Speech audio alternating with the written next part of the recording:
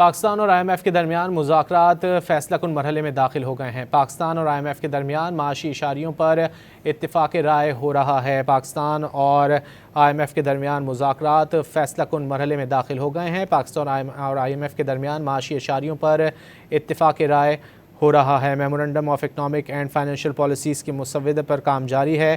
I am F کی جانب سے بعض اہداف میں نرمی بھی کیے جانے کا امکان ظاہر کیا جا رہا ہے۔ آئی ایم ایف کی جانب سے سالانہ ٹیکس ہدف میں مزید کمی کا بھی امکان ظاہر کیا گیا ہے۔ پاکستان اور آئی ایم ایف کے درمیان مذاکرات فیصلہ کن مرحلے میں داخل ہو گئے ہیں۔ تفصیلات جانیں گے ڈان نیوز کے نمائندے طاہر شیرانی سے۔ طاہر، مزید کیا معلوم ہو سکا؟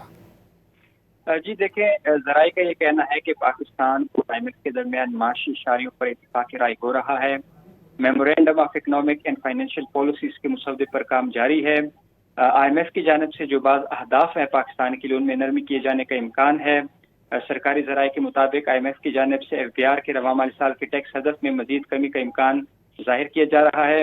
نظر ثانی سالانہ ٹیکس ہدف 13,500 ارب روپے کے لگ بھگ ہو سکتا ہے۔ اس سے قبل جاری مالی سال کا ٹیکس ہدف کم کر کے 13,979 ارب روپے کیا گیا تھا، جبکہ وفاقی حکومت نے رواں مالی سال کے لیے ایف بی آر کا اصل ٹیکس ہدف جو ہے وہ 14,131 ارب روپے مقرر کیا تھا۔ رواں مالی سال کی جو پہلی ششماہی ہے اس میں 330 ارب روپے سے زائد کا ٹیکس شارٹ فال آیا ہے۔ اس لیے اب جو نظر ثانی شدہ ٹیکس ہدف ہے اس پر بات چیت ہو رہی ہے۔ سرکاری ذرائع کا کہنا ہے کہ شیڈول کے مطابق پاکستان اور آئی ایم ایف کے درمیان مذاکرات کا آج آخری روز ہے، تاہم اتفاق رائے نہ ہونے پر آئی ایم ایف مذاکرات جاری رکھنے سے متعلق فیصلہ کرے گا، جس کے نتیجے میں آنے والے دنوں میں مذاکرات جاری رہ سکتے ہیں۔ ذرائع وزارت خزانہ کا دعویٰ ہے کہ آئی ایم ایف کے ساتھ مذاکرات کی کامیابی کے امکانات روشن ہیں، مگر مذاکرات کی کامیابی آئی ایم ایف کے اطمینان سے مشروط ہوگی اور مذاکرات کی کامیابی سے متعلق فیصلہ آئی ایم ایف نے کرنا ہے۔ مذاکرات کی کامیابی پر پاکستان اور آئی ایم ایف کے درمیان بہت شکریہ تفصیلات کے لیے۔